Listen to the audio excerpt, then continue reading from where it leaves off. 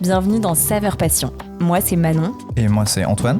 On est frères et sœurs et ça y est, après des années à en parler, on a lancé notre podcast où on part à la rencontre d'hommes et de femmes qui nous parlent de la pratique de leur passion au quotidien. On va chercher ensemble à savoir ce qui les anime, quel a été l'élément déclencheur, comment cette passion a évolué, encore quelle place elle prend dans leur vie. Que ce soit de la peinture sur galet, de la mécanique ou de l'origami, on vous laisse savourer avec nous cette nouvelle rencontre. Bonne écoute. Mon père a pu se consacrer à sa vraie passion. Quoi, papa, je trouve la passion de ton père très originale et je suis passionné de planche à voile. Mais c'est passionnant ça, dites-moi. C'est dingue, hein, parce qu'on a 1 milliard de choses passionnantes à se raconter. Bonjour à tous, je suis en compagnie, comme d'habitude, de Manon qui est là. Bonjour, trop ravie de vous retrouver.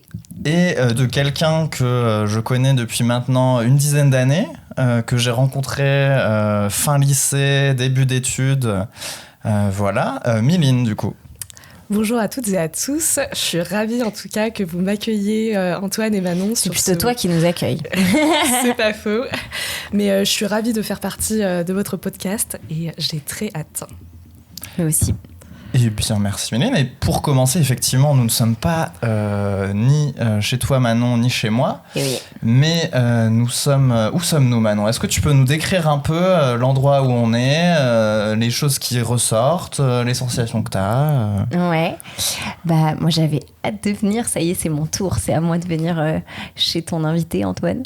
Et donc on est dans un appart parisien avec des belles vues sur Paris. Et autour de moi, alors, il y a plein de petites plantes que j'adore d'ailleurs. Un lit, une table, des chaises. Et puis, juste derrière moi, il y a une grande barre en... Je ne sais même pas en quelle matière, mais dans un métal, qui va du plafond jusqu'au sol. Qui est vraiment en plein centre de la pièce. Voilà. Globalement, et en face de moi, il y a un très beau tableau. Et ça me ravit pour tout le podcast. Je vais pouvoir l'admirer. Eh bien, merci Manon de cette petite description. Qu'est-ce que pour toi, Miline, pourquoi est-ce que tu as choisi cet endroit ? Qu'est-ce qui t'évoque ? C'est quoi cette barre bizarre qui est en plein milieu, dis donc, de ton salon ? Alors, cette barre mystérieuse et verticale, c'est ma barre de pole dance. Parce que je pratique depuis 3 ans. En termes du lieu, donc, nous sommes dans mon petit cocon que j'ai façonné depuis déjà 3-4 ans déjà. Ce qui m'évoque, c'est évidemment beaucoup de confort, beaucoup d'amour, parce que j'y invite mes proches, vous évidemment, ma famille, mes amis, mais c'est aussi mon lieu de création, où je me retrouve avec moi-même et je crée mes chorégraphies et où je pratique la pole dance aussi. Ok. Ah oui, tu pratiques directement ici. Et du coup, ça fait combien de temps que tu fais de la pole Alors, ça fait tout juste 3 ans et demi. Ça peut paraître beaucoup, tout comme une période assez courte. Et en même temps, j'ai quand même l'impression d'avoir fait pas mal de choses pendant ces 3 années et demie. Génial. Et qu'est-ce qui a été comment t'as découvert ça ? Est-ce que c'est totalement par hasard ? Est-ce que c'est... Comment ça s'est fait, tu vois ? Parce qu'on peut se dire, la pole dance, à la fois, on connaît de loin, on sait vite fait ce que ça veut dire quand on entend, mais en même temps, c'est pas quelque chose de si commun que ça non plus. Donc comment on entre dans cet univers ? Comment on rentre dans cet univers ? En tout cas, pour ma part, ça m'est un petit peu tombé dessus. Parce que à l'occasion de mon anniversaire, il y a 3-4 ans, mes amis m'ont offert des cours d'essai de pole dance. Okay. Et c'est extrêmement drôle parce qu'une semaine auparavant, j'en parlais à mes amis de faire de la pole dance parce que ça évoque énormément de choses vu que c'est une pratique qui vient de la nuit. C'est une pratique qui est issue des stripteaseuses et des stripteaseurs des US dans les années 70. Et en fait... pour me challenger aussi, découvrir une nouvelle partie de moi, je voulais découvrir cette pratique. Mais ce qui est assez drôle, c'est qu'avant même d'avoir vocalisé cette envie, mes amis avaient déjà choisi. Ça, c'est des bons amis, ça. Ouais. Le destin. Ça, c'est vraiment des le destin. amis qui te connaissent bien. des amis en or avaient déjà pris un bon d'achat pour que je puisse tester la pole dance. Incroyable. Et comment ça s'est passé? C'est-à-dire que dès le premier entraînement, ça a été le coup de foudre, ou ça a été plus progressif Ça a été le coup de foudre. Alors pourquoi ça a été le coup de foudre? Faut savoir qu'avant de commencer la pole dance, moi je faisais énormément de musculation. Et plus jeune, j'avais fait de la gymnastique. Et en fait, la pole dance, ça allie non seulement une pratique très sportive en traction / musculation, mais aussi la partie hyper artistique, énormément liée à la danse, et c'est ça qui a fait tilt en fait dans ma tête. Et donc ça a été vraiment un coup de cœur émotionnel et artistique pour cette pratique, quoi. Et donc tu faisais plus du tout de gym à ce moment-là? Non. T'avais arrêté toute cette pratique et tu voulais pas te relancer, tu voulais vraiment découvrir quelque chose de nouveau en termes de sport. Est-ce que tu étais dans un moment aussi où t'avais hâte de découverte sportive? Ouais, je pense que j'étais en tout cas ouverte à de nouvelles pratiques sportives, et j'ai toujours été un peu fascinée par la danse d'un point de vue général. Et en fait, je pense que faire de la pole dance, ça a réanimé un sorte de rêve d'enfant, quoi. Un rêve d'enfant que je peux réaliser à travers cette pratique, quoi. Incroyable. Parce que c'est une pratique, alors je dis peut-être n'importe quoi, mais qui paraît très individuelle. Ça se trouve pas du tout, ça se fait en chorégraphie avec d'autres. Par rapport à la gym ou à la danse, c'est quand même autre chose, quoi. C'est une pratique qui est en effet très individuelle quand on le fait. Mais par contre, en fait, le fait de prendre des cours dans un studio avec 14 autres personnes qui nous encouragent au quotidien, c'est pas du tout la même chose. Et n'importe quel petit accomplissement sera célébré par les personnes du groupe. Et c'est ça qui est hyper gratifiant, je pense. C'est une pratique qui est personnelle, mais en fait qui est également collective, parce que la célébration est collective. Et c'est ça qui m'anime aussi dans ce sport-là. C'est vrai que c'est un côté qu'on connaît moins. Enfin, moi, j'avoue que la pole dance, c'est arrivé quand même assez... il y a pas très longtemps sur mon fil Insta. C'est quelque chose qu'on voit quand même beaucoup depuis ces dernières années, quoi. En tout cas, moi, en tant qu'enfant, parce que tu parles d'un rêve d'enfant, je pense que je connaissais même pas tant cette activité quand on était plus jeune, qu'on devait choisir des loisirs. Je sais pas toi. Je pense que c'est... En fait, c'est un sport qui devient de plus en plus connu et qui devient mainstream. Mais auparavant, c'était pas du tout le cas. Pourquoi ? Parce que, comme je le disais auparavant, c'est une pratique qui est issue du milieu de la nuit, des stripteaseuses. Il y a quelques années, c'était pas autant accepté. Ouais, tu dirais que c'était peut-être mal vu. C'était bien sûr que c'était mal vu. Et je pense que... même aujourd'hui... Il y a une stigmatisation des stripteaseuses versus je pratique que la pole dance. Et, il y a une diff en mode des pole dancers qui ont besoin de se différencier de je ne suis pas stripteaseuse, je suis ok. Ce qui est assez drôle parce que en fait cette pratique vient des stripteaseuses, quoi. Oui, au final. Ok. Et est-ce que du coup aujourd'hui toi dans ta pratique de la pole, c'est quelque chose du coup que tu as très rapidement partagé avec tout le monde autour de toi, ou est-ce que justement ta famille avait ces images un peu en mode stripteaseuse, peut-être proche de stripteaseuse, je sais pas. Même toi-même, est-ce que tu avais cette image et tu as dû la déconstruire vu que tu avais ces cours d'essai ou pas du tout? Honnêtement, c'est une excellente question. En fait, j'ai commencé à prendre des cours notamment de ce qu'on appelle de pole dance sexy. Donc, c'est vraiment des cours où on met des talons de 20 cm de stripteaseuse et en fait, on danse avec. Et généralement, ce sont des danses qui sont très sensuelles, qui nous viennent en fait de ce milieu-là. Et en fait... le fait de pouvoir exprimer une sensualité exacerbée dans un milieu où on t'autorise à le faire, je pense que ça a débloqué, bien sûr, énormément de choses en moi, étant donné que, au quotidien, on est... en tout cas, moi, pour ma part, je me suis sentie un petit peu proscrite d'exprimer cette sensualité-là. Et...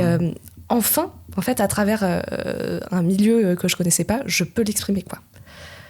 Donc, ça a été une vraie découverte, ouais. Puis le fait, moi j'ai l'impression comme ça, de l'extérieur, que c'est bien sûr, c'est pratiqué par les hommes et les femmes, mais que dans ta pratique, c'est peut-être t'es souvent qu'avec peut-être des femmes ou les hommes qu'entre eux. Je sais pas, je vois ça très en mode genré dans la pratique. C'est-à-dire que j'ai pas l'impression que c'est mixé, mais peut-être pas. Je me trompe. Je sais pas comment sont les choses. En majorité, bien sûr qu'il y a, je sais pas, je connais pas les pourcentages, mais il y a beaucoup plus de femmes que d'hommes qui pratiquent de la pole dance. Et je pense que c'est parce que c'est une pratique qui est issue des stripteaseuses et donc des femmes, et c'est pour ça qu'il y a plus de femmes. Et aussi parce que c'est un sport qui est connoté aussi. La danse sensuelle, c'est connoté entre guillemets de séduction. C'est principalement orienté pour les femmes. Ouais.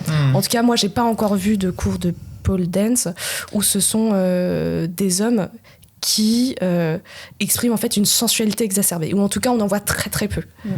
Parce que du coup tu disais le terme exact du type de pole dance que tu fais, c'est pole dance sexy, c'est ça. Alors il y a beaucoup de termes différents qui sont utilisés en tout cas dans ce milieu. C'est pole dance sexy, ça peut être du stripper style quand ce sont des anciennes stripteaseuses ou bien des travailleuses du sexe qui l'enseignent, parce que ce sont des pratiques. Ça peut être aussi associé à des pratiques d'effeuillage. Ensuite, dans l'utilisation des talons de 20 cm, il y a un style qu'on appelle l'exotique russe, ou bien le art style plutôt. Et en gros, c'est un type de danse où on va faire des énormes drops et beaucoup de figures en traction. Qu'est-ce que tu appelles des drops ? Des drops, c'est des moments où tu vas chuter, littéralement. Ah, ok, comme en musique, en fait. Mais là, dans le sens en fait, figuré. Ce sont des sauts assez impressionnants et où on va retomber sur nos talons. Et il va y avoir un effet très impressionnant parce qu'en fait, les plateformes vont claquer sur le sol et ça fait ce son... un peu comme si c'était un tout petit moment de claquette. Enfin, tu utilises tes chaussures pour faire en mode, je sais pas. C'est un effet très impressionnant. Ouais. Exactement, ouais. Ok. Je savais même pas que les talons étaient aussi présents dans la pole. Ça fait vraiment partie des accessoires quand on pratique. Alors, pas forcément. Tu peux pratiquer sans, tout comme tu peux pratiquer avec. Après, ça dépend vraiment de ce que toi, tu préfères. Alors, en pole dance, il y a également ce qu'on appelle... la pole technique, et c'est là où on va apprendre les figures de base ou les figures un peu plus avancées, et ça s'assimile, en tout cas moi je l'assimile un petit peu à de la gymnastique mais autour de la barre, où on va plus pratiquer des figures gymnastiques, en traction, et du coup, il y a moins ce côté sensualité. Il y a un peu moins ce côté sensuel, mais par contre, les deux peuvent s'associer. Donc, tu peux aussi bien faire des figures et être en talons et exprimer ta sensualité. Oui, puis j'imagine que pour faire une chorégraphie, tu as besoin d'un bagage technique et de certaines techniques qui sont nécessaires. Et voilà. Oui, il faut avoir des notions pour pouvoir enchaîner des figures, danser aussi autour de la barre, aussi l'utilisation des plateformes. Aussi rien que parce que si tu dis 20 cm, rien que marcher. C'est clair. Avec. Je confirme. Je marche tous les jours sur les pavés parisiens avec. Ouais, mais t'es habitué, on va dire. Mais ouais, non, c'est de vraies techniques. Ok. Et du coup, tu as été toute seule au cours d'essai. C'est quelque chose que tu as commencé toute seule, quoi. Alors, j'ai commencé avec une amie. Une amie de lycée m'y a accompagnée. Et en fait, elle continue aujourd'hui à en faire dans le même studio que moi, d'ailleurs. Trop bien. Ouais. Ok. Incroyable. Et je me disais justement par rapport à ça, parce que là, on voit que dans ton salon... il y a la barre de pole. Est-ce que très rapidement, t'as changé l'endroit où tu vivais en rajoutant cette barre de pole, ou c'est venu plus tard ou à quel moment tu t'es dit, en fait, j'ai besoin de plus, ça ne me suffit pas les cours que j'ai envie de m'entraîner chez moi, j'ai envie de faire des chorés, j'ai un manque Excellente question. Je crois que je pense que ça faisait 4 mois que je faisais de la pole, en tout cas en talons. Et que je me suis dit, non mais il me faut absolument une barre de pole dance chez moi pour pouvoir continuer à pratiquer au quotidien. Et donc, je suis allée prendre cette barre sur le Bon Coin à Évreux. Ouais, c'est ce que j'allais dire, ça se trouve facilement, une barre de pole. Comment on trouve une barre de pole? Alors, tu peux le trouver sur le Bon Coin. Après, tu as des sites spécialisés en matériel de pole dance, si je puis dire, qui te livrent chez toi, du coup, des barres. Et parce qu'il faut mesurer tout ça, être bien sûr que ça rentre chez soi, quoi. Exactement. C'est quand même, c'est pas si imposant, mais j'imagine que toi, il te faut aussi de l'espace autour. Complètement. Tu dois quand même avoir un minimum d'espace pour pouvoir pratiquer, même en technique, parce que tu peux... en fait, tu peux être sur la barre et... développer des grands écarts et donc autour de la barre il te faut un minimum un rayon minimal pour pouvoir pratiquer, quoi. De quoi, 1 mètre, quelque chose comme ça? Je dirais peut-être même plus, 1m50, j'avoue, j'ai pas les chiffres en tête. Non, c'est vrai que c'est impressionnant. Et du coup t'as commencé à... Donc t'avais des cours pour un certain temps prévus de base. Très vite t'as su que ça te plaisait, du coup j'imagine que t'as décidé de continuer. Et à quel moment tu t'es mis à envisager que ce soit peut-être un peu plus que juste un sport que tu pratiques en plus, puisque j'ai l'impression que c'est plus important que ça dans ta vie. Oui, c'est plus important que ça parce qu'aujourd'hui, je donne des cours de pole dance en studio ou bien particulier. Et comment ça m'est venu je pense qu'en fait, c'était... j'ai toujours adoré enseigner à des personnes, que ce soit des cours de français ou bien des cours d'anglais. Et j'aime cette idée, en fait, même pas cette idée, j'aime la transmission. J'aime la transmission. Et étant donné que j'étais passionnée de pole dance, en fait, ça allait vraiment de soi, de me former en tant que professeur de pole dance pour pouvoir transmettre cette passion à d'autres personnes, en fait. Pour toi, c'était dans la logique des choses, en fait. C'était vraiment dans la logique des choses, ouais. Est-ce que c'est du coup l'achat de la barre était lié aussi au fait que tu voulais accueillir chez toi pour ces cours Pas particulièrement, parce qu'en fait, de prime abord, cette idée d'acheter cette barre de pole dance, c'était purement pour ma pratique personnelle, quoi. Okay. Et ensuite, quand je me suis dit que je voulais devenir prof de pole dance, je me suis dit, j'ai l'espoir pour pouvoir accueillir. Et en effet, j'ai accueilli des gens pour ces cours-là, pour ces cours particuliers. Ok.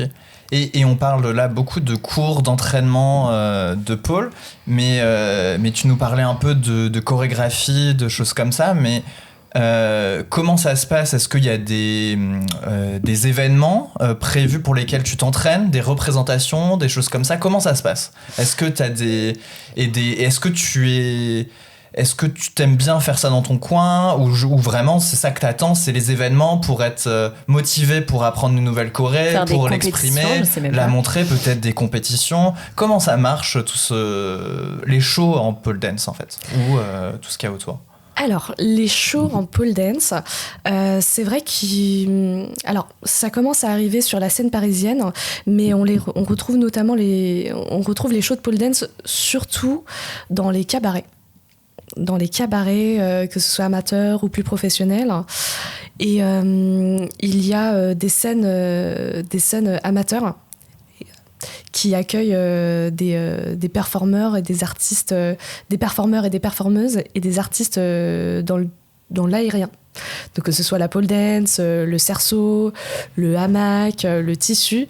Il y a des scènes qui commencent à s'ouvrir sur Paris, donc ça c'est vraiment chouette. Mais il y a aussi des compétitions qui ont lieu un peu partout en Europe. Je pense notamment à Nice, en Angleterre.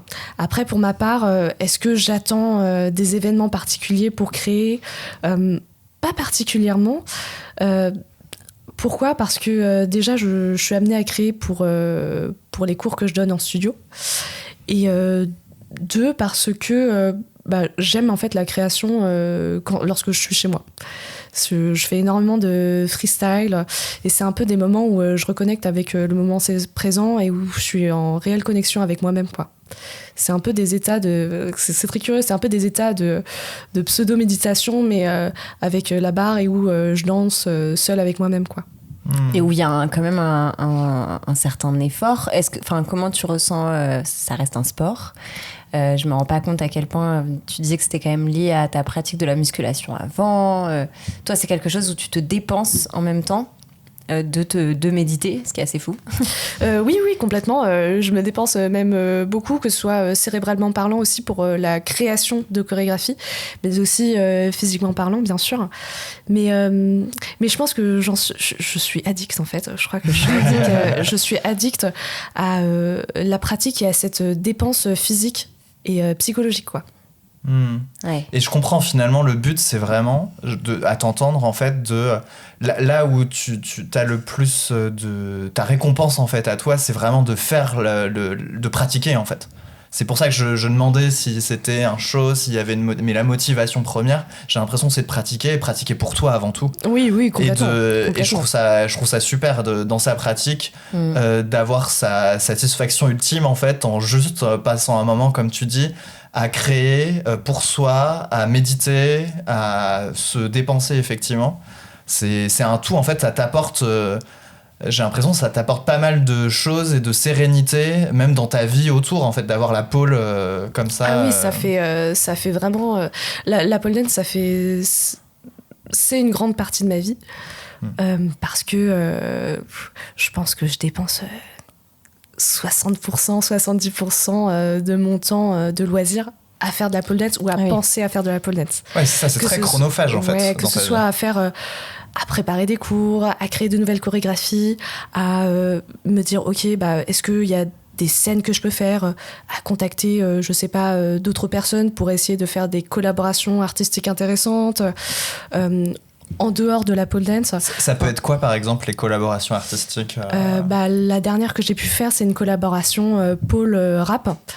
Et c'est quelque chose qu'on retrouvait déjà, je pense, dans les années 80-90, dans les clips de rap, avec les stripteaseuses et les vixens.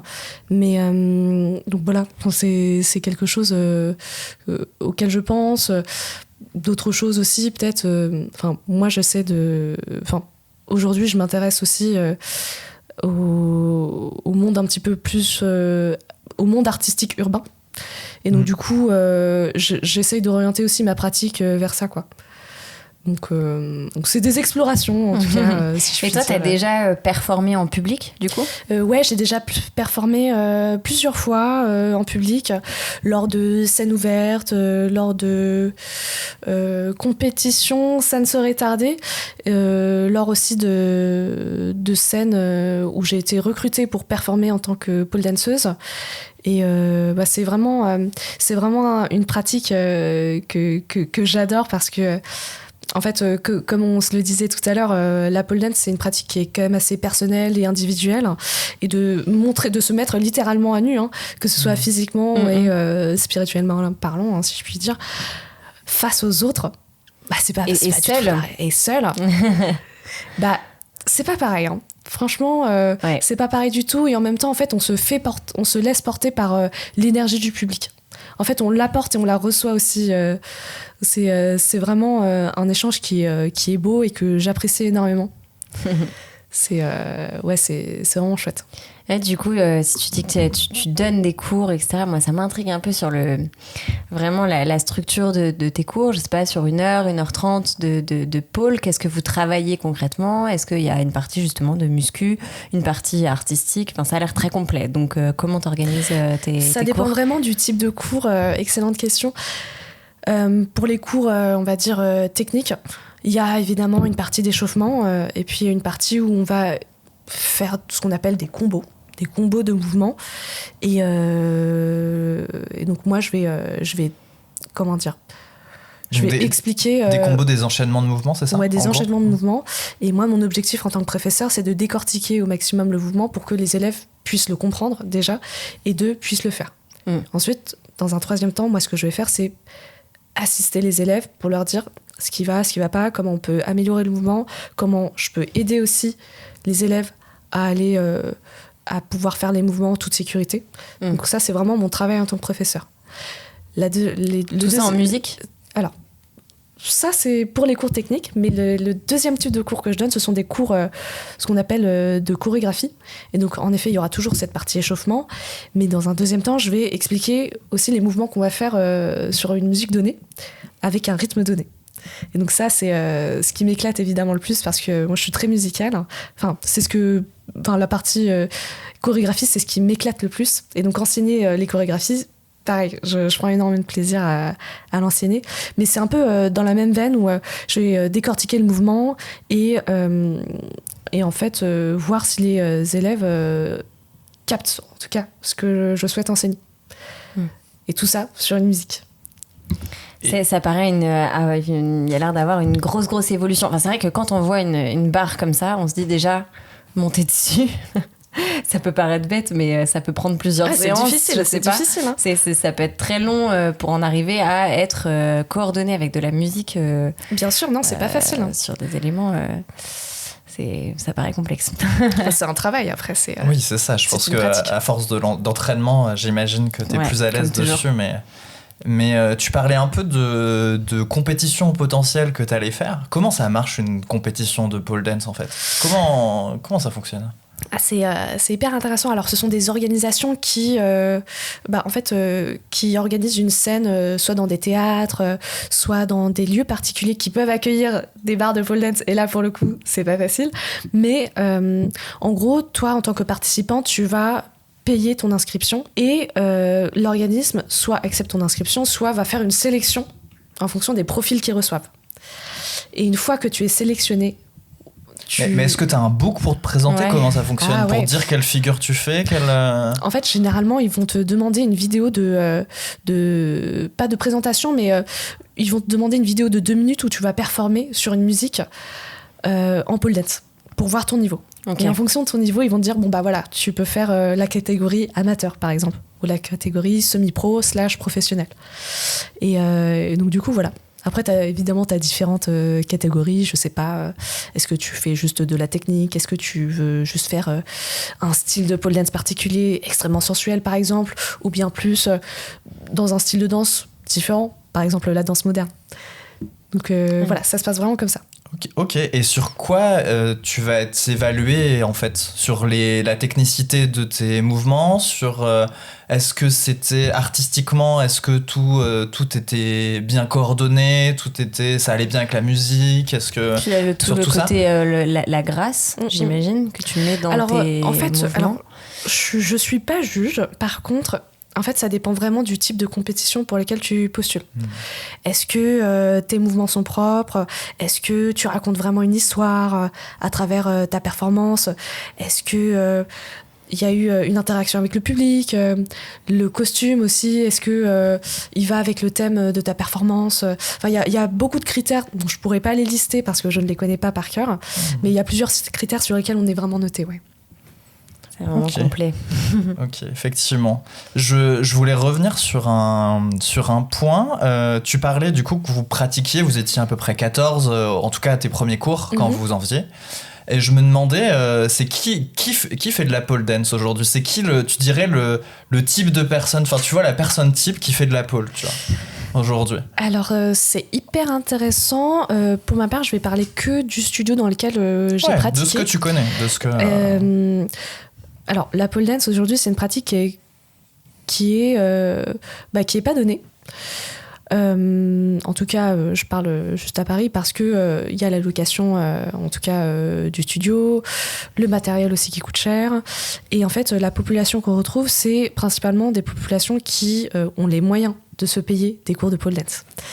Et donc, ce ne sont pas des étudiants. On retrouve généralement, enfin moi en tout cas, ce que j'ai pu voir, ce sont généralement des personnes qui ont plus de 25 ans, / 30 ans, ou voire plus, qui pratiquent de la pole dance, principalement des femmes. Ok. Est-ce que c'est des femmes qui, comme toi, ont déjà pratiqué la gym, par exemple ? Pas forcément, il y a vraiment des barres tout type, asymétriques. il y a vraiment tout type de profil, honnêtement. Okay. Il y a vraiment tout type de profil. Il y a des personnes qui ont des backgrounds de grandes sportives ou de grands sportifs, tout comme il y a des personnes qui n'ont pas de background comme celui-ci, quoi. C'est vraiment divers. Et est-ce que moi c'est vrai que ça m'intéresse beaucoup le côté est-ce qu'il y a il y a pas mal de difficultés même au niveau de tes élèves de lâcher prise sur ce côté sensualité justement et au-delà de faire des éléments techniques sportifs et d'être coordonné avec de la musique, tout ce côté libération, j'imagine que ça doit être super important dans le coaching, quoi. Pour le coup, je pense que ça dépend vraiment des personnalités des élèves, également du prof, s'il crée, si par exemple le ou la prof crée un environnement aussi qui s'y prête. Ça, c'est hyper important. Le lâcher prise, il est vraiment, pour le coup, personnel. Il est vraiment personnel. Après, moi, j'avoue, je suis pas experte en libération de, en libération de l'expression de sensualité, parce que, pour ma part, c'est vrai que j'étais vraiment dans le mood directement où je mettais entre guillemets un masque. C'est un peu comme le théâtre, tu vois. Ah oui, d'accord. Moi, je le voyais un peu comme une pièce de théâtre où je me disais, ok, je mets mon masque de sensualité et du coup, je montre en tout cas ce masque. Ok. Ce qui est quand même différent, je trouve, de la gym, par exemple. Bien sûr. C'est vraiment... en fait, il y a vraiment tout un côté artistique, je pense, qu'on ne connaît pas forcément. C'est bien vrai. Et pour faire une petite pause relaxation, on va dire, un peu plus après avoir découvert toute cette pratique, en avoir parlé en long, en large... je vais un peu revenir à travers un quiz sur un peu l'histoire de la pôle ou ce qui l'entoure, voilà. On va essayer peut-être de vous apprendre quelques trucs, même si Mylène va répondre bon à toutes les questions. Mais moi, j'ai pas aucune chance que je gagne ce quiz. Mais bon, j'ai peur là. Il faut jouer pour pouvoir potentiellement gagner maintenant. Je vais tout donner. Donc, un petit quiz. Alors, comme tu le disais, ça a été popularisé dans les années 70, tu disais, la pole. Mais la pole dance moderne, qu'on connaît, c'est-à-dire parce que je parle de pole dance moderne parce qu'en fait, il y avait une origine potentielle de la pole au XIIe siècle en Inde où il y avait une pratique par les hommes autour d'un bâton avec des postures de yoga dans les airs, voilà, ça s'apparentait à une forme primitive de danse avec une barre verticale. Mais la pole dance plus moderne, donc plus pratiquée par les femmes, est liée du coup, comme tu l'as dit, au striptease et aux danses sensuelles dans les années 70, dans quel pays ça a apparu en premier, on va dire. La pole dance moderne. Je peux même vous dire la date. Aux États-Unis ? C'est dans les années 20, en fait, de base.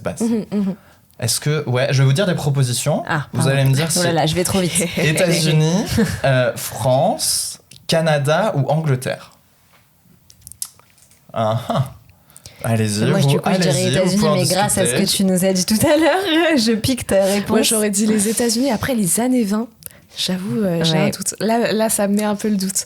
Parce que, en fait, la pole dance, c'est avant ça, il y a eu toute cette partie effeuillage qui vient du burlesque.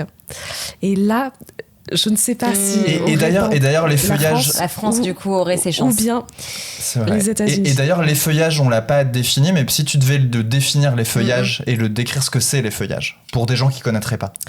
Les feuillages, donc c'est une pratique où en fait on va retirer ses vêtements.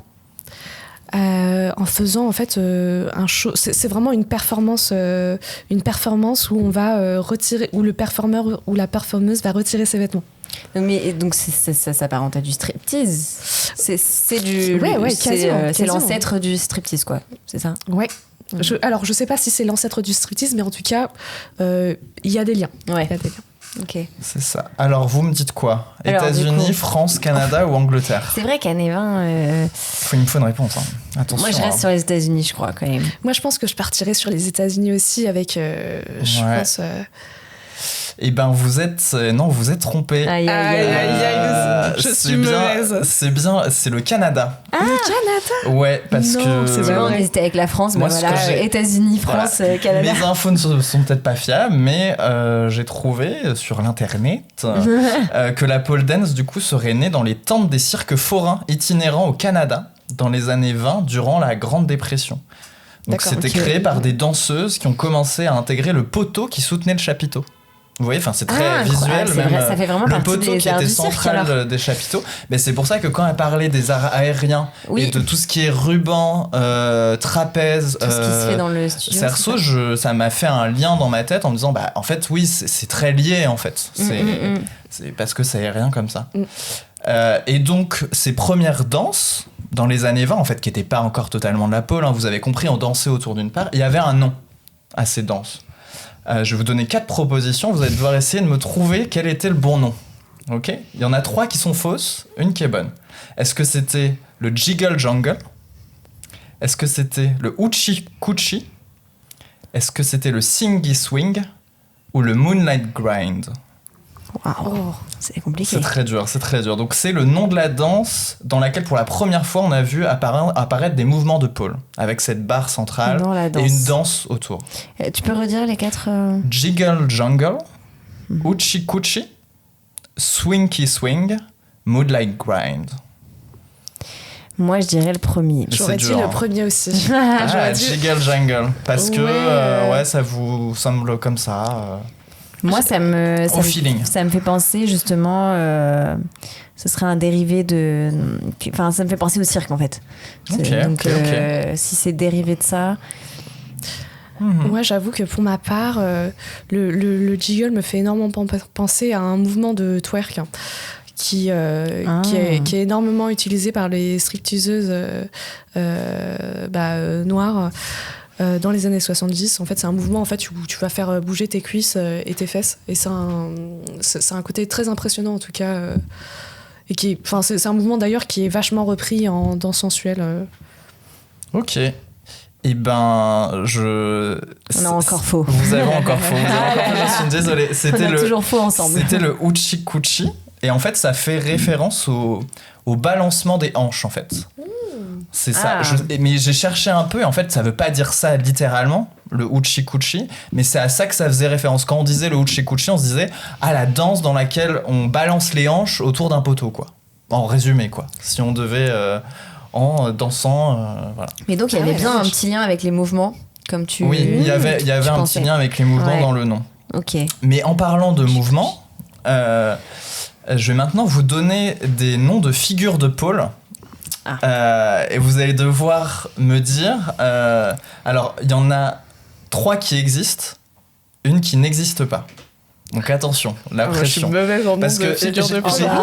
J'ai vraiment... Moi, je suis sûre que je vais vraiment bien réussir. J'ai vraiment découvert un univers de noms de figures de pole. Parce que vraiment, c'est infini. Il y a un nom et un nombre de mouvements. Enfin, j'ai découvert même vraiment des figures dans tous les sens, hyper complexes, d'autres plus simples et tout. Enfin, c'était infini, effectivement. Alors, est-ce que laquelle de ces figures de pole n'existe pas ? Est-ce que la Spider-Man n'existe pas ? Est-ce que la Batman n'existe pas ? Est-ce que la Superman n'existe pas ? Ou est-ce que la Fireman n'existe pas ? Fireman comme le pompier en français. Voilà. Alors... Bah non, je te laisse répondre en premier. Je pense que Mylène a la réponse cette fois. Mais vas-y Manon, faut te mouiller. En fait, là j'essaye de visualiser des super-héros sur une barre. Littéralement. Donc, tu vois, voilà, ça peut marcher Manon. Dis-toi que ces noms ne sont pas... je veux dire, il y a des logiques. Des fois, j'ai vu, il y a certains noms, je me dis, oui, la logique. Hein. J'ai vu des noms de figures de pole, je me suis dit... Ouais, ok, d'accord, vaguement. Mais là, il y a des Le logiques. dernier, c'était Fireman. Ouais. Parce que les super-héros, je les imagine bien, bizarrement. Tu vois Il me faut une réponse. Spider-Man, j'imagine bien une espèce de grande araignée autour. Je dirais la dernière. Fireman, ok. Ouais. Tu dirais quoi, Mylène ? Moi, franchement, j'ai un doute. Ouais, je dirais... Spider-Man, Batman, Superman ou Fireman ? Je dirais Spider-Man n'existe pas. Ah oui ? Bien joué, Mylène. Mais première bonne réponse. J'avais vraiment visualisé un truc. Et pour essayer de vous faire visualiser un peu, Batman, tu as plus ou moins la tête en bas de ce que j'ai vu.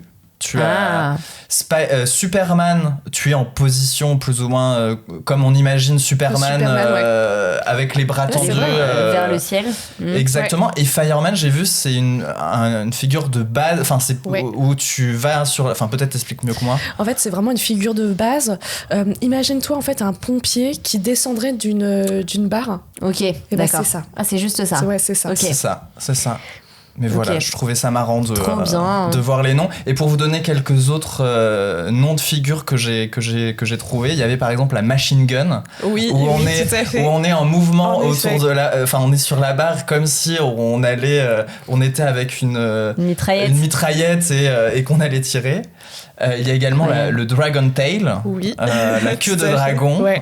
voilà, qui a un symbole un peu une position un peu complexe Oui. de ce que j'ai vu. Complètement. Enfin, en fait, ça regorge, c'est assez imaginatif, je trouve. C'est infini. C'est ça, c'est infini. Ouais, parmi ce qui est hyper intéressant, c'est que parmi ces figures, on retrouve aussi des noms des stripteaseuses ou des performeuses Ah, des qui, hommages un peu. ouais, qui ont inventé ces figures. Je pense notamment au Doris, à l'Aïcha, au Jade. Ça, ce sont vraiment donc c'est vraiment des hommages aux C'est personnes qui super ont créé de ces donner figures. Ouais. et ça ressemble, pour ça j'ai l'impression que ça ressemble à la gym ou à des choses comme ça, où je crois qu'on donne des noms à des figures aussi quand on découvre des nouvelles figures, ou même dans le patinage artistique je crois qu'il y a des trucs comme ça aussi. Ouais, c'est vrai que là, du coup, c'est presque que des noms anglophones. Enfin, c'est tout en anglais, Ça presque. dépend, de ce que Aïcha je c'est peux voir. pas, Oui, c'est c'est pas vrai, oui, c'est spécialement vrai, c'est vrai, c'est anglophone, mais c'est assez divers. C'est fou de se dire qu'on peut faire autant de trucs juste avec une barre. Ouais, quoi. c'est Autant de figures, c'est de infini. détails. C'est infini. ouais. Bah, vraiment, je vous invite à aller sur YouTube et à taper figure de pole dance. Ouais, je vais y aller direct après. vous allez trouver beaucoup de choses différentes. Voilà, mais je continue un peu mes petites questions. Je vais maintenant vous donner 4 noms de magazines de pole dance et vous allez essayer de trouver celui qui n'existe pas. Donc il y en a 3 qui existent, un qui n'existe pas. Ok. Est-ce que t'en connais déjà des magazines, toi attends, on va voir. Elle va Oui, pas te donner, j'en connais, quand même. connais un. Attends, je me Est-ce que le Spinning Magazine existe? Est-ce que le Gravity and Grace existe? Oh, stylé. Est-ce que le Pole Magazine existe? Est-ce que le Vertical Art existe? Et bien sûr, est un magazine de pole dance. Alors, c'est dur. Ah, les deux premiers, je les facile, vois hein. bien. Hein. Pas facile, hein, Pas franchement. facile. Mais bon. Le premier existe, c'est sûr. Moi, le deuxième, j'ai envie qu'il existe. Gravity and Grace. Ah ouais, il est trop beau comme nom. Moi, bizarrement, je dirais le troisième. C'est trop évident. Ok. C'était lequel? Pole Magazine. Ouais. Et le dernier, Vertical Art. Ouais, je dirais Pole Magazine aussi. Ok. Eh ben non. Encore faux. Vous vous êtes trompé. Celui qui n'existe pas, que j'ai inventé, c'était Gravity and Grace. Waouh, bah franchement. Voilà. Et donc Spinning t'as un métier devant Magazine, toi. c'est un magazine français. Oui. De ce que j'ai vu, ouais, que tu connais Ouais, du tout coup. à fait. C'est ça. Et les deux autres, Pole Magazine et Vertical Art, en fait, j'ai un peu triché. Le nom complet, c'est Vertical Art and Fitness. Ok. Voilà. Et c'est plus global que la pole, mais ça parle de pole, notamment. Voilà. Et Pole Magazine, ça existe aux États-Unis. Je pense que tu peux lancer ton magazine. Gravity and Grace. Ouais. Après, je sais pas si il y a j'ai beaucoup quelque de chose. grâce à proposer. Mais, à voir. GNG. Et donc pour terminer ce petit quiz, la dernière question, on en a déjà un peu parlé, mais on va voir si vous arrivez à trouver ce dont je parle. Lequel de ces styles de pole n'existe pas? Voilà, il y en a 3 qui existent, 1 qui n'existe pas. Est-ce que c'est le pole exotique? Est-ce que c'est la pole exotique? Est-ce que c'est la pole freestyle? La pole drama? Ou la pole country?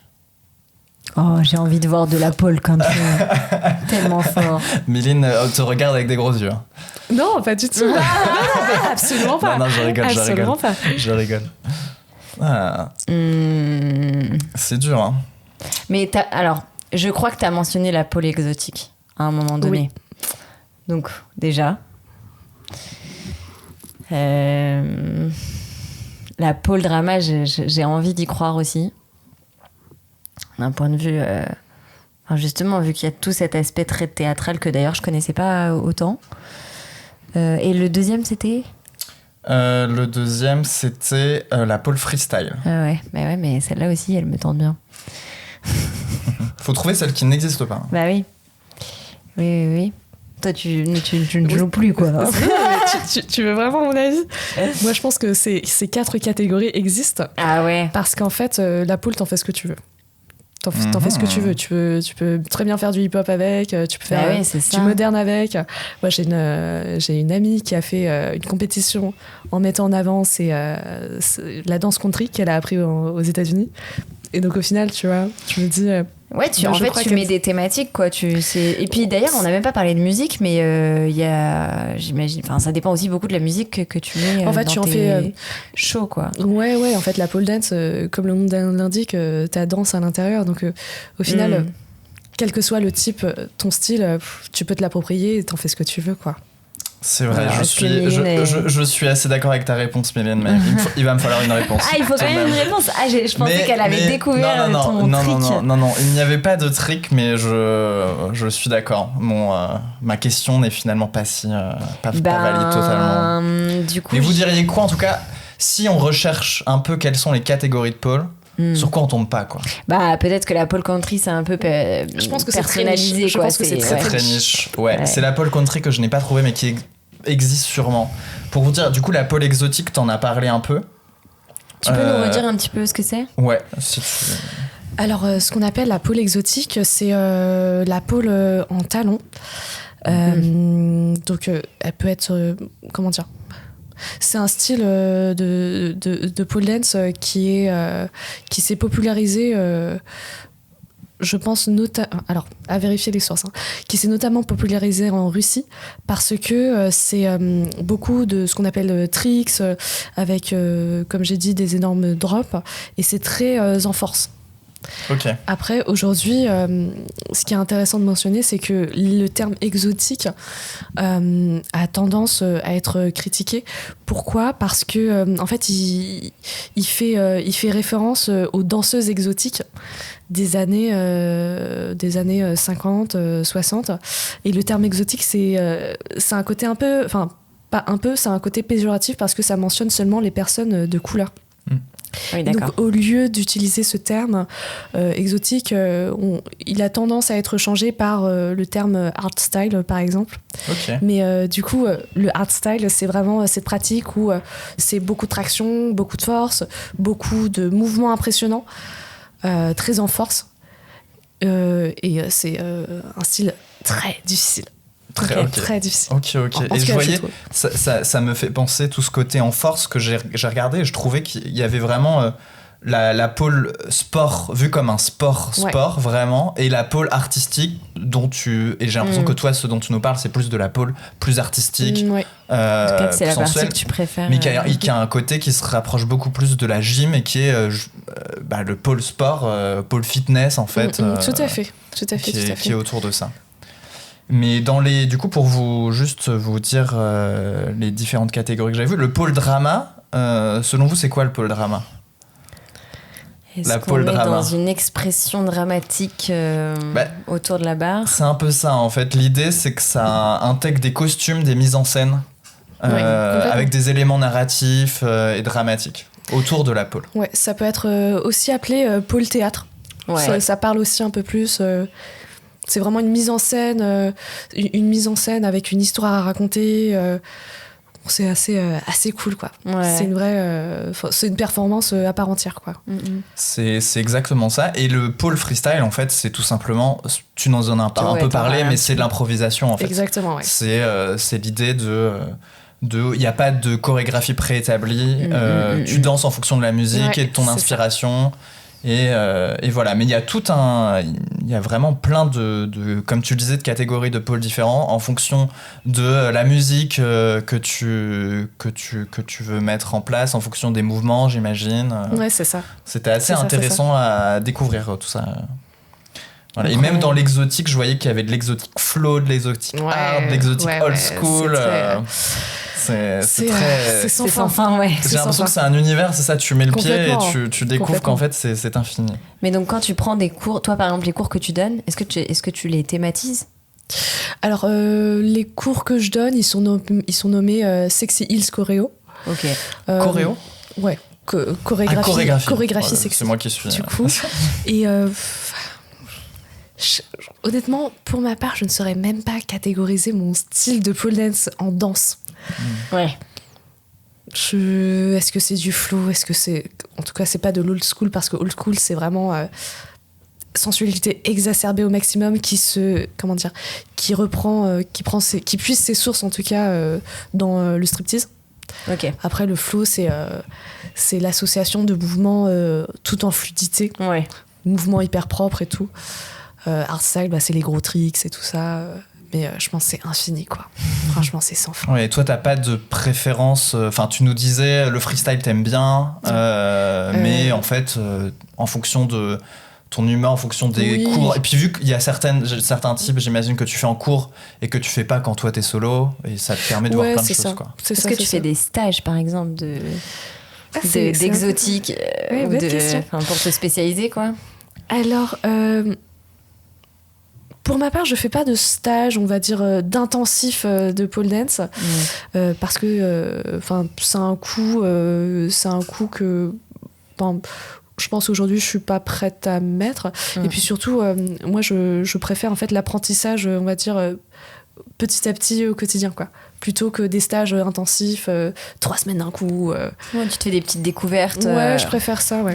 Et comment ça se passe? C'est-à-dire que tu suis... t'as un professeur qui va continuer à t'apprendre, ou maintenant t'es sur une pratique beaucoup plus où t'apprends solo ou avec Internet, en utilisant certaines ressources, Instagram, ou en regardant des gens faire Excellente question. Alors, c'est vrai qu'au début, pendant ces 3 années et demie de pratique, j'ai pris énormément de cours avec des profs différents.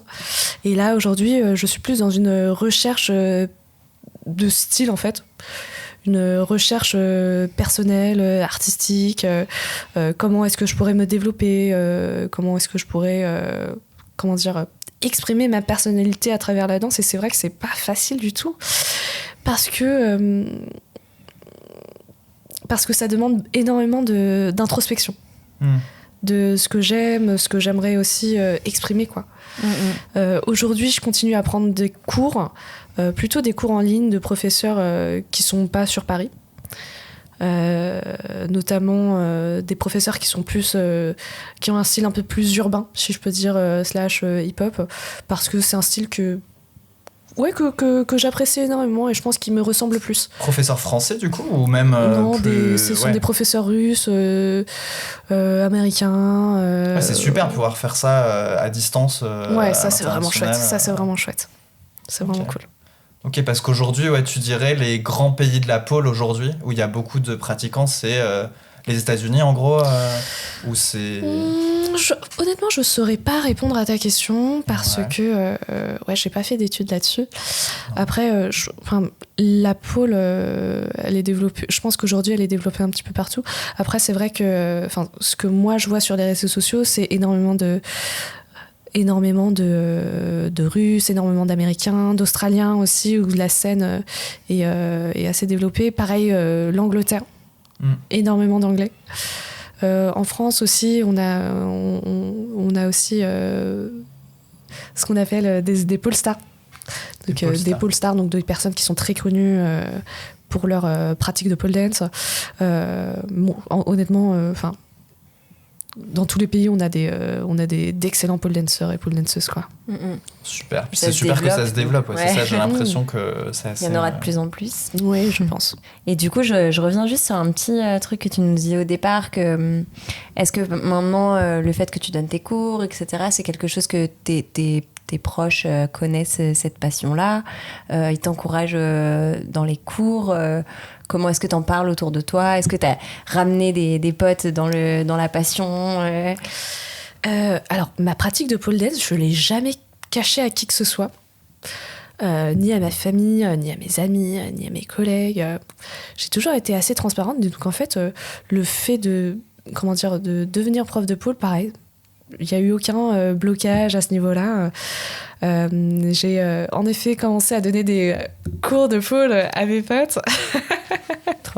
Curiosité, mes premiers, on va dire, Antoine, t'es le prochain. Bêta-testeur, bêta-testeuse. Avec plaisir, Antoine, franchement. Manon aussi, et Étienne. Ce serait avec plaisir. Après, là, je commence à me professionnaliser, donc c'est vrai qu'en fait, j'adore donner des cours, mais le temps est aussi limité. Donc, en fait, je choisis de principalement me concentrer sur les cours collectifs que je donne. Quelques cours particuliers, mais c'est très rare. Et ma pratique personnelle. C'est ce que je me demandais, comment t'arrives, tu nous dis tu fais beaucoup d'entraînements, le week-end, tu donnes des cours, tu suis tous ces entraînements aussi à distance, donc en plus à des horaires qui sont pas toujours évidentes pour toi. Et à côté, en fait, tu travailles toujours. C'est-à-dire que tu nous parles de ce côté professionnel, mais t'as un métier, t'as tes 5 jours par semaine où tu bosses. Comment t'arrives aujourd'hui dans ta vie, même vis-à-vis de tes proches, de ta famille, ton copain, à bien gérer ton temps, on va dire, pour arriver quand même à contenter cette partie de toi, quoi. Et est-ce qu'aujourd'hui t'envisages que ce soit partie plus intégrante de toi, peut-être professionnellement, ou pas du tout, et que ça te va comme ça, ou comment ça se passe cette... Ouais, très bonne question. En fait, la pole dance, c'est ma passion, mais en fait, je veux pas perdre de vue les temps passés avec mes proches. Et donc du coup, en fait, j'essaie d'aménager un temps que je consacre à ma pratique, mais je perds pas de vue en fait les relations que j'ai envie de continuer à nourrir, quoi. Parce que, je pense que si je me donne corps et âme à cette passion, en délaissant ces relations humaines, je pense que je me sentirais très triste et au final, je pense très seule au moment de célébrer ces accomplissements, quoi. Du coup, est-ce qu'il y a un moment, en gros, est-ce que tu te dis par exemple c'est que le week-end où je me consacre à la pole, en tout cas aux cours, etc. Ou est-ce que c'est 1 fois, 2 fois max dans la semaine? Alors, je me consacre à ma pratique, à la pole dance en général, que ce soit préparation, entraînement. Moi aussi, je prends des cours. Je pense que je dois passer 15-20 heures par semaine à faire de la pole dance, quoi. Et en fait, j'essaie d'allouer du coup ces moments de pause parce que évidemment, ça reste une pratique sportive et extrêmement drainante physiquement, de repos, à les passer avec mes potes, quoi. Ou avec mes proches, ma famille et tout, quoi. Ouais, puis même c'est nécessaire les repos, puisque j'imagine ouais, les blessures arrivent vite, quoi. Si tu... Ah oui, t'as connu des blessures dans ta de belles blessures, vie de pole danceuse. Ouais, belles blessures. Ouais, c'est pas évident. Je me demandais, tu nous disais que c'était cher, la pole, que c'était dur, et même que c'était pas donné à tout le monde de pouvoir faire de la pole, la pratiquer. Est-ce que t'as fait une folie dans ta pratique de la pole? Est-ce qu'il y a un truc, tu t'es dit, ou alors un événement? Est-ce que d'ailleurs tu vas à des événements de pole où toi tu ne pratiques pas forcément pour voir, comme tu disais, des pole stars, ou est-ce que t'es vraiment rentré dans ce côté fan de la pratique mais fan de la pole, et du coup en vouloir en consommer, en regarder, comment ça se passe? Est-ce que tu dépenses l'argent là-dedans? Est-ce que pas du tout? Voilà. Je dépense énormément d'argent dedans. Mais même tu parlais des accessoires, ne serait-ce que les talons. J'imagine qu'il y a des talons spécifiques qui doivent coûter très cher. Ouais, c'est une pratique. En tout cas, pour ma part, c'est vrai que en fait, c'est vraiment. Je pense que franchement, je compte même plus, quoi.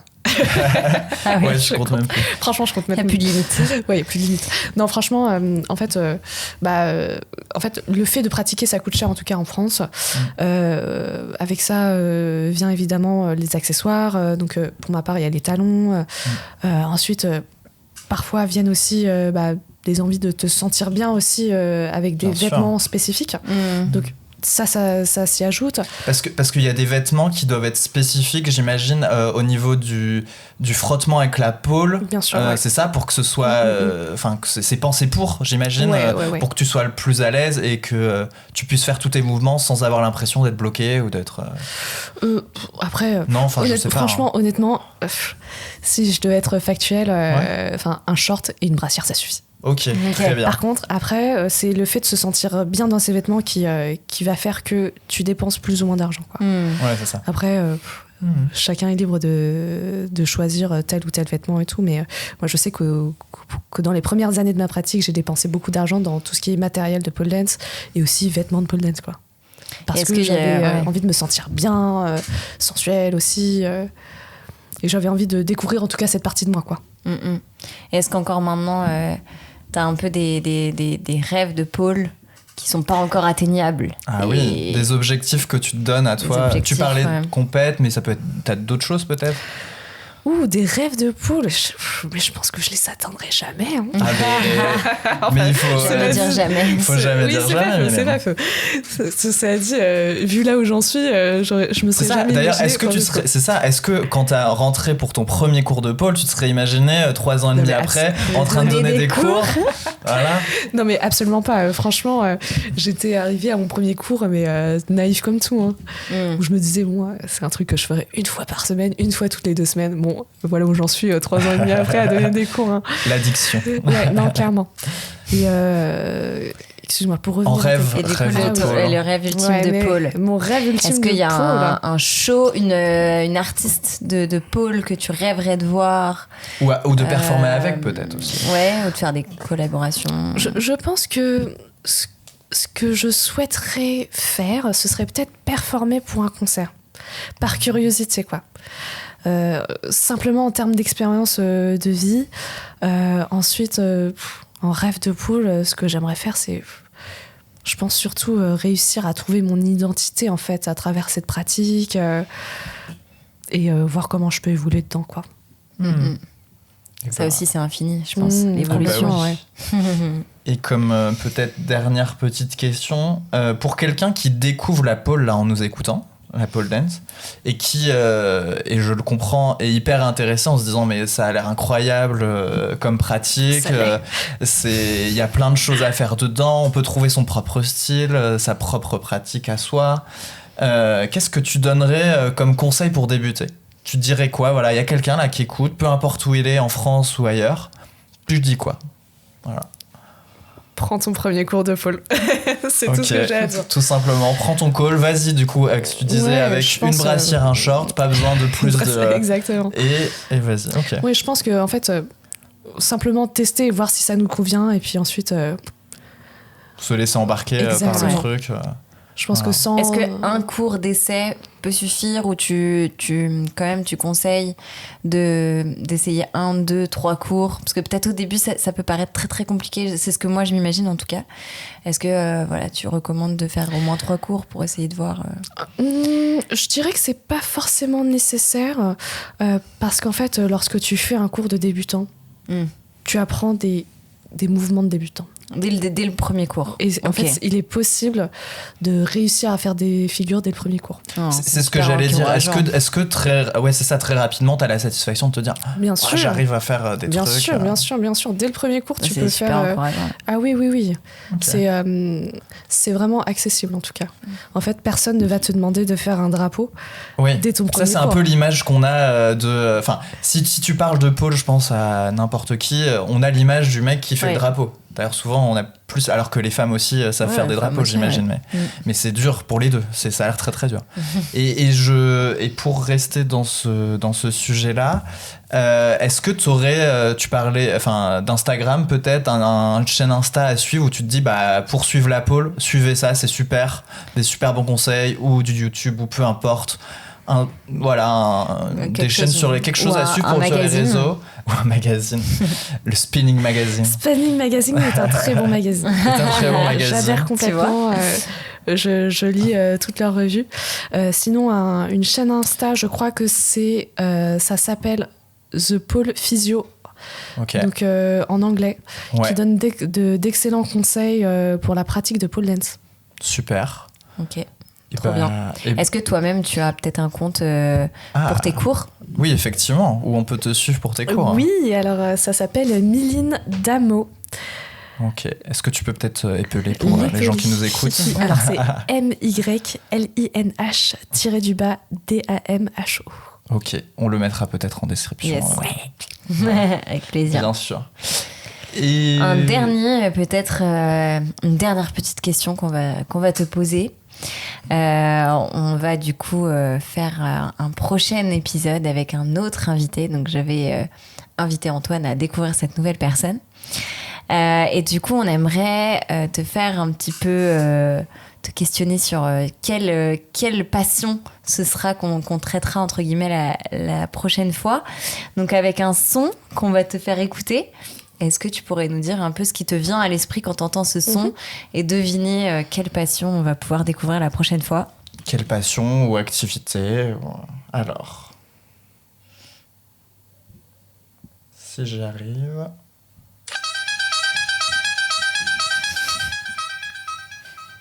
Qu'est-ce que ça t'inspire? Le premier truc qui te vient, ça peut être n'importe quoi.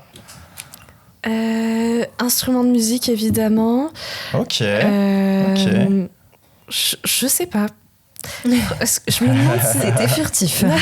Non, ça m'interpelle énormément parce que je me demande si c'est pas un instrument de musique, je sais pas, assez ancien, méconnu. J'ai envie de dire, ce sera peut-être ça, et ce sera les mots de la fin. Et oui, on va se quitter C'est-à-dire là-dessus. peut-être qu'on se retrouvera dans un prochain épisode pour parler d'un instrument de musique ancien ou d'une pratique d'un instrument de musique ancien. On verra ou de totalement autre chose. En tout cas, c'était un plaisir de partager ce moment avec toi, C'était un Mylène. plaisir de te rencontrer. Exactement. Et Plaisir merci encore partagé. de nous avoir accueillis. J'ai trop envie d'essayer la barre de pôle. C'est vrai, Manon, tu vas t'y mettre. Voilà. Donc peut-être que le prochain épisode, Manon vous racontera ses aventures avec ses premiers pas autour de la pôle. Voilà. Ou plutôt mes chutes. On verra bien. Merci à tous. Merci d'avoir écouté jusqu'au bout. Et puis à une prochaine. À la prochaine. Pour de nouvelles rencontres. Ciao, ciao. Ciao. Salut. Dommage que vous nous quittiez, alors que ça commençait à devenir passionnant. Oui,